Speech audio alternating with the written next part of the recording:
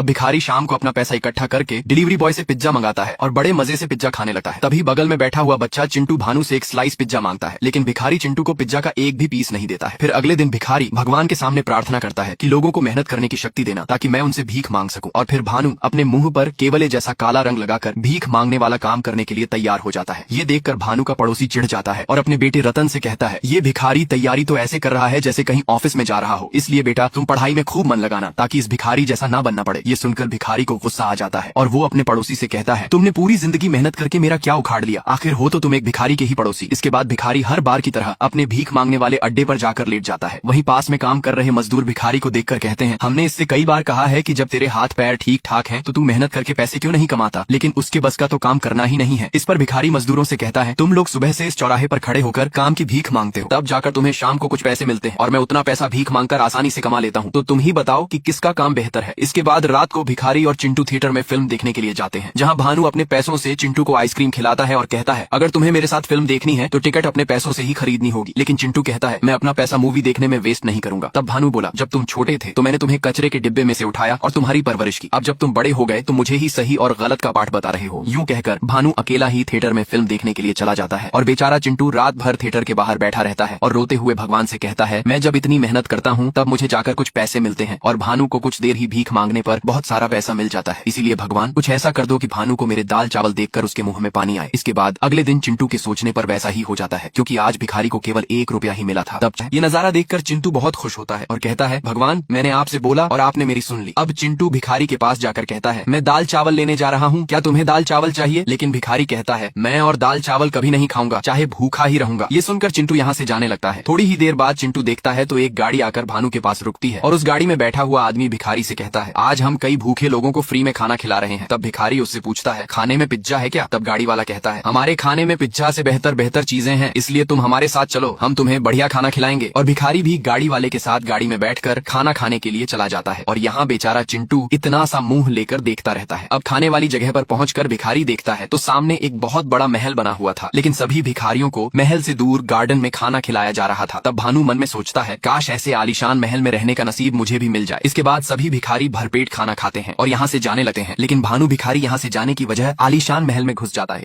ये देखने के लिए कि जब महल बाहर से इतना सुंदर है तो अंदर से कितना सुंदर होगा। और यहाँ चिंटू टेलीफोन बूथ से भिखारी को फोन लगाने लगता है। तब भिखारी चिंटू का फोन उठाकर उसे सब कुछ बताता है, मैं एक बहुत बड़े महल के अंदर हूँ। ये सुनकर चिंटू कहता है, अरे तुम जल्दी वहाँ से आ जाओ, अगर तुम्हें किसी ने देख लिया तो चोर समझकर बहुत मारेंगे। तभी महल में भिखारी की नजर एक रीना नाम की लड़की पर पड़ती है। ये देखकर भानु दुम दबाकर भागने लगता है, लेकिन सभी गेट तो लॉक थे। अब चिंटू भानु से कहता है, तुम ऊपर वाले कमरे में चले जाओ, शायद वहाँ पर कोई बालकनी होगी तो वहीं से तुम भाग जाना। जिसके बाद भानु सीढ़ी की मदद से ऊपर जाता है, लेकिन वहाँ उसकी नजर एक हीरा नाम के आदमी पर पड़ती है और वहीं रीना भी आकर हीरा के साथ कॉफी पी रही थी। तब हीरा रीना से कहता है, ये इतना बड़ा महल है फिर भी तुम मेरे पास क्यों चिपकती हो? ये सब सुनने के बाद रीना हीरा से कुछ नहीं कहती है। तब भानु सोचता है, इस लड़की ने अपने बॉयफ्रेंड के साथ मिलकर अपने पति को धोखा दिया है। और यहाँ चिंटू भिखारी से कहता है, तुम जल्दी वापस आ जाओ, लेकिन भानु कहता है, अब मैं वापस नहीं आऊंगा। और ये कहकर भिखारी चिंटू की कॉल कट कर देता है। इसके बाद भिखारी पूरे महल में जगह जगह पर घूमने लगता है और भानु को फ्रिज में जो खाने की चीज मिलती है वह उसे बड़े मजे से खाने लगता है। यहाँ तक कि भिखारी आज पहली बार बाथटब में भी नहाता है और बढ़िया से बढ़िया कपड़े पहनकर कोमल बिस्तर पर आराम से सोता है। और तभी भानु को सपने में अपनी पत्नी काजल के साथ बिताए हुए दिन याद आते हैं, जब भानु और काजल फुटपाथ पर सो रहे थे और भानु को जोरों से नींद आ रही थी। तब काजल भानु से पूछती है, आज तुमने मजदूरी पर कितना बोरी उठाया है? तब भानु कहता है, आज मैंने पूरी 258 बोरी उठाई है। इस पर काजल भानु से कहती है, तब तो तुम्हारी पीठ में दर्द हो रहा होगा, तुम पीछे घूमो, मैं मालिश कर देती हूँ। लेकिन भानु कहता है, मालिश की कोई जरूरत नहीं है, और हाँ कुछ दिनों में तुम्हें एक आलीशान घर गिफ्ट करूंगा। और इतने में रात के 2:30 पर महल में भानु की नींद खुल जाती है। तब भानु देखता है तो हीरा दरवाजे में से झांक कर कुछ देख रहा था और गुस्सा होकर वहाँ से जाने लगता है। तब भानु भी जाकर दरवाजे के पीछे देखता है तो कमरे में रीना अपने पति हरि की लाश को काट रही थी। और तभी भानु को हरि का भूत दिखाई देता है, जिसे देखकर भानु डर जाता है और जोर से चिल्ला देता है। उसकी चीख सुनकर रीना भी यहाँ आ जाती है और भिखारी को देखकर तो रीना भी डर जाती है। तब भानु अपनी जान बचाने के लिए यहाँ से भागने लगता है। तभी भानु का पैर सीढ़ी पर से फिसलने के कारण वह नीचे गिर जाता है और बेहोश हो जाता है। जिसके बाद अगले दिन भानु को होश आता है तो वह रीना को एक मोटे आदमी के साथ देखता है, जिसे रीना कुछ बता रही थी। और वह आदमी भानु का फोन चेक करता है तो समझ जाता है कि उन भिखारियों में भानु भी यहाँ खाना खाने आया था। और तभी ये मोटा आदमी नोटिस नोटिस करता है कि शायद भानु होश में आ गया है, लेकिन यहाँ भानु मरने की एक्टिंग करता है, जिससे मोटा आदमी एक कुल्हाड़ी लेकर भानु को मारने ही वाला था। इतने में भानु होश में आकर मोटे आदमी के सामने हाथ जोड़कर कहता है, मुझे मत मारो। तब मोटा आदमी कहता है, अगर हमने तुम्हें जिंदा छोड़ दिया और तुमने पुलिस वालों को हमारी सच्चाई बता दी तो हम फिर क्या करेंगे? लेकिन भानु कहता है, मैं आपके इस कारनामे के बारे में किसी को कुछ नहीं बताऊंगा, बस आप मुझे मत मारना। तब मोटा आदमी कहता है, ठीक है, मैं तुम्हें नहीं मारूंगा, लेकिन मैं जो कहूंगा तुम्हें वो करना होगा। वो काम ये है कि तुम्हें किसी की नकल करनी होगी। और भानु भी मोटा आदमी का काम करने के लिए हाँ कर देता है। ये सुनकर रीना मोटा आदमी से कहती है, ये भिखारी हमारा काम कैसे कर पाएगा? तब मोटा रीना से कहता है, आजकल भिखारी नकल करने में बहुत एक्सपर्ट होते हैं और ये भिखारी हमारा काम अच्छे से कर देगा। और फिर ये लोग भिखारी को काम के बारे में समझाने लगते हैं कि ये इतना बड़ा महल एक राजा का हुआ करता था, जिनकी कुछ दिनों पहले मौत हो चुकी है और उनकी एक बेटी मंदाकिनी और एक नाजायज औलाद है, और राजा अपनी प्रॉपर्टी 2 हिस्सों में देने का प्लान बना रहे थे। और आज राजा की बेटी मंदाकिनी अपने बेटे वरुण के साथ यहाँ पर आने वाली है, तो तुम्हें उनके सामने राजा की नाजायज औलाद बनने की नकल करनी पड़ेगी। तब भिखारी कहता है, ये सब तो बाद की बात है, लेकिन तुम्हें तुम्हारे पीछे कोई आदमी नहीं दिख रहा? तब मोटा आदमी कहता है, अरे तुम तो अभी से ही बहुत बढ़िया एक्टिंग कर रहे हो। लेकिन भिखारी एक्टिंग नहीं कर रहा था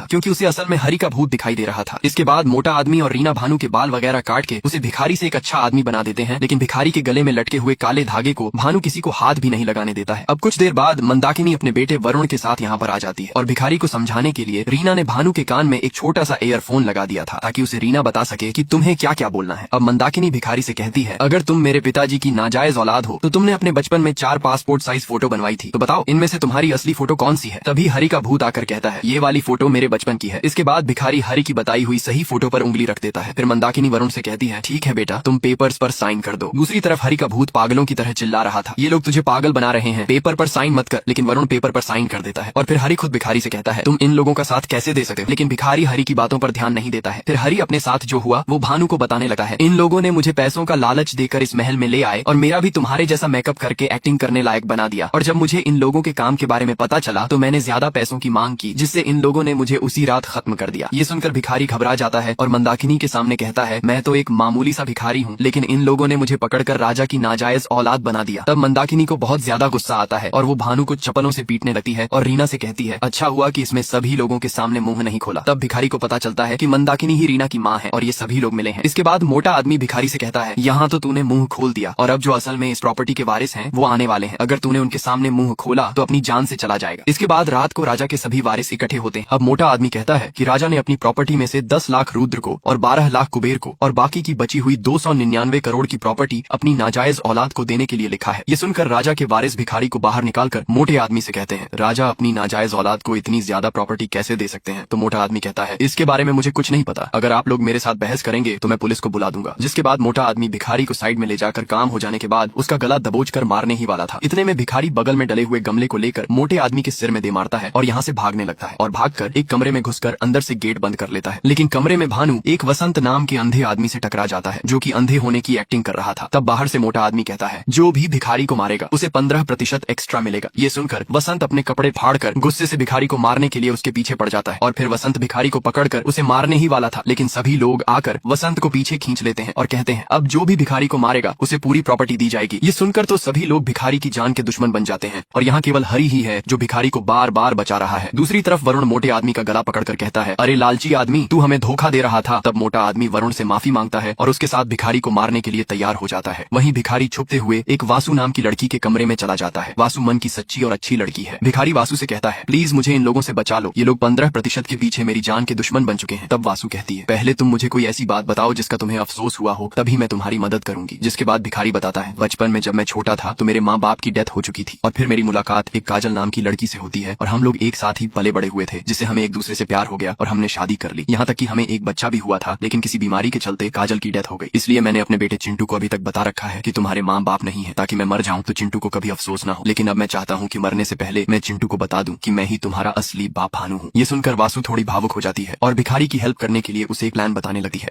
और वासु भिखारी से कहती है, अगर तुम्हें यहाँ से भागना है तो एक ही रास्ता है, मैं यहाँ से सैंडर फेंक दूंगी ताकि सभी लोग आवाज सुनकर मेरे पास इकट्ठे हो जाएं और फिर मैं तुम्हें एक व्हील बॉक्स में डालकर अपने गैराज में ले जाऊंगी। वहाँ से तुम मेरे दादाजी की कार से भाग जाना। दूसरी तरफ कुबेर एक भाला लेकर पर्दे की तरफ फेंकता है। वही भाला मंदाकिनी और उसकी बेटी रीना को लगने वाला था, तो वो कुबेर से कहती है, तू पागल हो गया है क्या? तब कुबेर कहता है, मैं तुम्हें मारने नहीं आया हूँ, तुम पीछे मुड़कर पर्दे की तरफ देखो, मैंने नाजायज औलाद को मार दिया। लेकिन फिर जैसे ही पर्दे को हटाया जाता है तो सभी के होश उड़ जाते हैं और मंदाकिनी तो इतनी जोर से चिल्लाती है कि यहाँ वासु सैंडर फेंकती है तो उस पर किसी का भी ध्यान नहीं जाता है। और फिर पता चलता है कि पर्दे के पीछे मंदाकिनी का बड़ा बेटा वरुण था, जिसे कि कुबेर ने भाला फेंकर खत्म कर दिया। तभी यहाँ पर इन लोगों का बड़ा भाई रुद्र आ जाता है, जो कि इन लोगों से कहता है शायद वरुण की मौत कुछ देर पहले हो चुकी थी, क्योंकि उसके सिर से बहुत खून बह रहा है। इतने में यहाँ पर वही मोटा आदमी आ जाता है और वो इन लोगों से कहता है, अरे वरुण को किसने मार दिया है? लगता है वो भिखारी बहुत खतरनाक है, हमें उससे बचकर रहना चाहिए। इतने में कुबेर सभी लोगों के सामने वरुण की लाश में से भाला निकालने लगता है, लेकिन भाला बॉडी में ज्यादा अंदर होने की वजह से निकल नहीं रहा था। इसीलिए कुबेर मंदाकिनी के सामने वरुण की लाश पर अपना पैर रखकर भाला निकाल लेता है। ये देखकर मंदाकिनी का खून खौल जाता है और वो सभी के सामने कहती है, जो भी मेरे बेटे के कातिल को पकड़ेगा मैं उसे अपने हिस्से की प्रॉपर्टी दे दूंगी। दूसरी तरफ बासु इन लोगों को साइड करते हुए एक बड़े से बॉक्स में भिखारी को डालकर ले जा रही थी, जिसके बाद बासु बॉक्स ले जाकर जैसे ही खोलती है तो उसमें से भिखारी गायब हो चुका था। ये देखकर बासु एकदम से घबरा जाती है, क्योंकि किसी ने बॉक्स की अदला बदली कर दी थी और यह काम छोटू ने किया था, क्योंकि छोटू को भी पैसों का लालच था और छोटू भी भिखारी को मारना चाहता है। और यहाँ भिखारी जैसे ही बॉक्स से बाहर निकलता है तो उसका पैर नीचे मेट पर डले फेविकोल पर पड़ जाता है और भिखारी के दोनों पैर चिपक जाते हैं। और इसी का फायदा उठाकर छोटू एक लैंप से भिखारी को करंट लगाने लगता है, लेकिन तभी यहाँ पर छोटू की माँ आ जाती है और वो उसके हाथ से लैंप फेंकवा कर कहती है, तुम्हें अपने हाथ गंदे करने की कोई जरूरत नहीं है,